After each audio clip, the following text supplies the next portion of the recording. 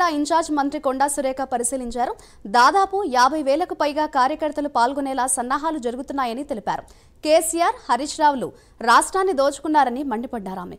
కేంద్రంలో కాంగ్రెస్ ప్రభుత్వం అధికారంలో ఉంటే తెలంగాణకు నిధులు తీసుకొచ్చి రాష్ట్రాన్ని అభివృద్ధిలో తీసుకెళ్తామని కొండా సురేఖ అన్నారు. ప్రాముఖ్యత ఇవ్వాలని చెప్తూ ఇక్కడ బీసీ క్యాండిడేట్ కూడా డిక్లేర్ చేయడము, మరి మెదక్ జిల్లా ప్రజలు చాలా సంతోషంగా ఉన్నారు.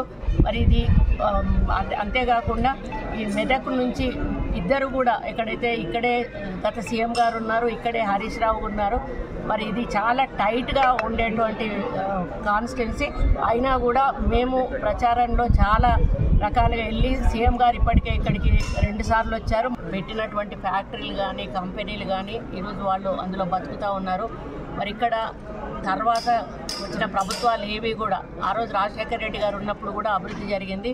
కానీ కేసీఆర్ వచ్చినాక ఇక్కడ ఏమీ జరగలేదు. ప్లస్ బీజేపీ నుంచి కూడా ₹1 పని కూడా ఇక్కడ కాలేదు. మరి ఇక్కడ నుంచి దుబ్బాక నుంచి గెలిచినటువంటి రఘునందన్ రావు గారు కూడా బీజేపీ గవర్నమెంట్ సెంట్రల్లో ఉన్నా కూడా ₹1 కూడా తేలేదు. ఈ లోపల రాహుల్ గాంధీ గారి మీటింగ్ కూడా పెద్ద ఎత్తున జరపాలని చెప్పి రేపు 3 గంటలకి కార్యక్రమాన్ని మేము ఏర్పాటు చేయడం జరిగింది. దాంట్లో భాగంగా ఇక్కడ పనులు ఎలా జరుగుతున్నాయో పరిశీలించడానికి జరిగింది. దాదాపు 200 మంది కెపాసిటీ ఉండేటువంటి స్టేజ్ వేస్తూ దాదాపు 50,000 పైన చిలుపు మరి ప్రజలను ఇక్కడ మొబిలైజ్ చేయడానికి మేము కార్యక్రమాలు చేస్తూ ఉన్నాము.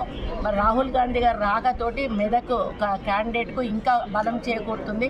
100% గెలుపు దిశగా ఈ నియోజకవర్గంలో ముందుకెళ్తా ఉన్నాము. మరి ఈ సభను విజయవంతం చేస్తూ మెదక్ అభ్యర్థి గెలుపు కోసం మెజారిటీ 1,00,000కు తగ్గకుండా తీసుకురావడానికి మేము కృషి చేస్తాము.